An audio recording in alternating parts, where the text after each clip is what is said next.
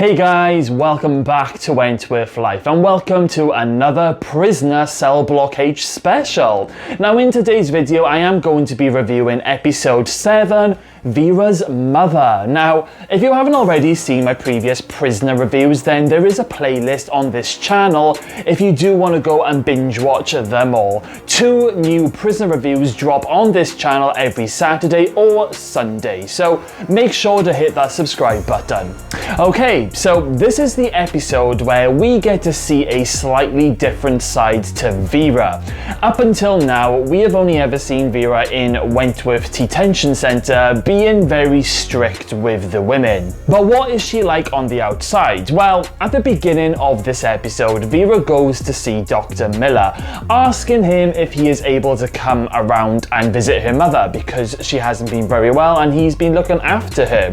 When we first see Vera at home, we meet Vera's mother, who isn't a really nice person. I mean, what is it with the mothers in this show? Vera's mum is this negative woman who seems to be playing on her age and her illnesses and telling Vera that it's her job to be looking after her and accuses her of not loving her. It's like proper mental torture.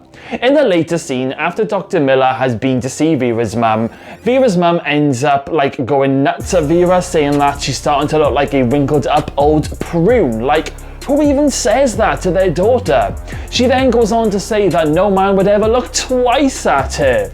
Vera tells her mum that, she's been looking after her for the last load of years and she's never had a chance to even meet a man. I can remember when I first witnessed this, it made me think, is this why Vera is so horrible to the women? Because she's never caught a break at home in her personal life. Maybe Vera is showing so much authority with the women is her way of dealing with the mental torture at home? Who knows? But when Vera's mum ends up getting herself into a little bit of a temper tantrum, she ends up having this massive heart attack which ends up killing her. Now after Vera's mum's body is taken away, Vera starts to have mental flashbacks of her mum being awful to her, and I tell you what guys, it may not seem like it now, but Vera, you're gonna have a better life from now on. It might not seem like it right now and it might take a little bit of getting used to, but you're gonna be so much better.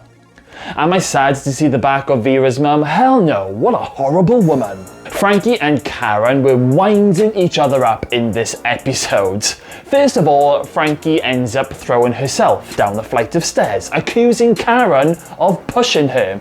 And then later on, Karen tried tripping Frankie up in the hallway. I mean, what is going on with Karen? Between episodes, she seems to have had this whole personality change. It's gone from one extreme to the other. She ends up having a massive row with Dr. Miller in his office when he basically tells her that he will not sit back and watch her ruin her own life.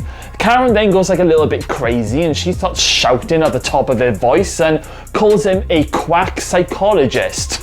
Oh god. Dr. Miller lashes out and smacks Karen in the face in front of Vera. Karen then leaves Dr. Miller's office and says that, she may end up reporting him for that. Vera tells Dr. Miller that it's no excuse to hit her even if she deserved it, and when Vera tries to get Dr. Miller to open up, he basically tells her that it's personal.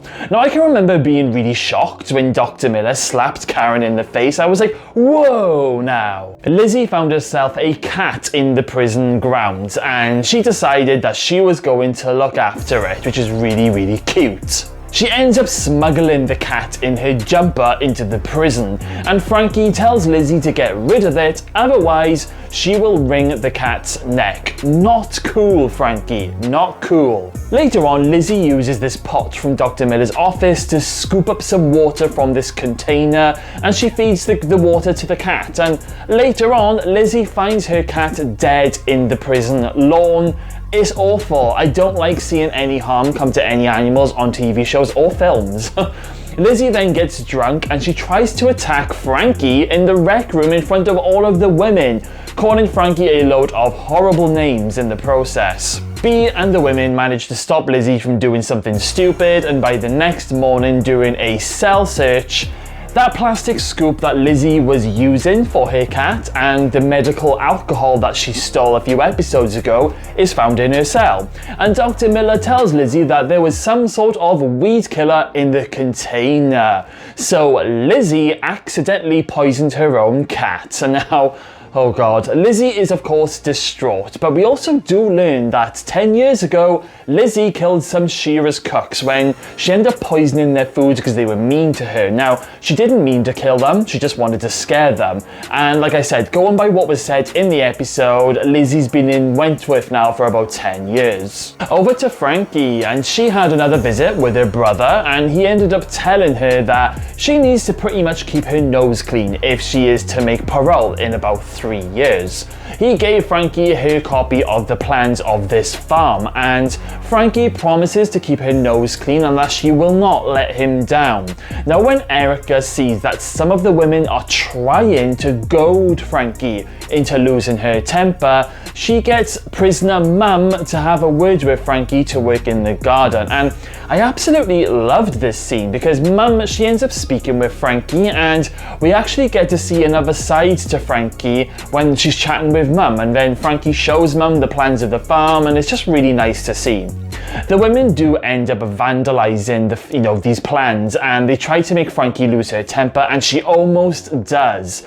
But she just about manages to calm it down by taking it out on her mattress. And even Meg comes in and she reminds Frankie how much she has to lose. It's really interesting seeing Frankie trying to turn over a new leaf. It just proves how much that she loves her brother. But can Frankie keep it up? Marilyn was released in this episode and she went off to live with Eddie.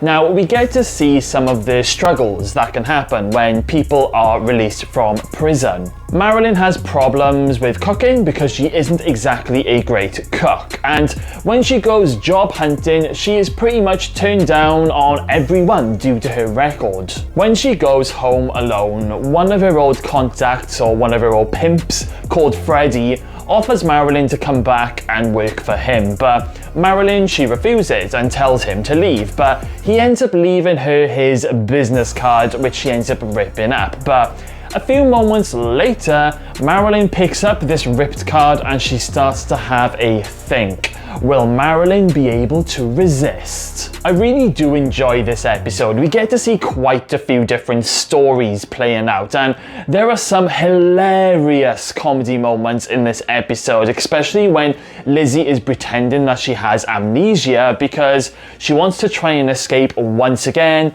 and Doreen tells Lizzy it would be easier to try and break out of the nut house, and it's just absolute comedy gold.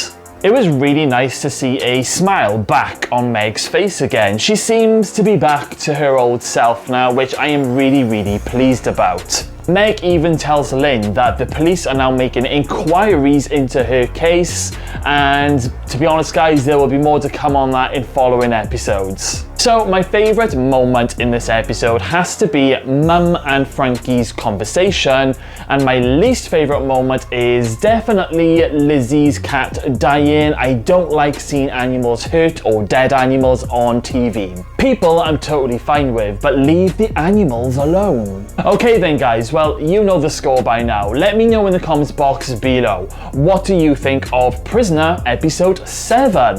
What is your favourite moment and your least favourite moment? Get typing and let me know. Okay then, well we've reached the end of this video, but fear not, the next one is just around the corner. So guys, I shall see you all again very soon. Bye guys.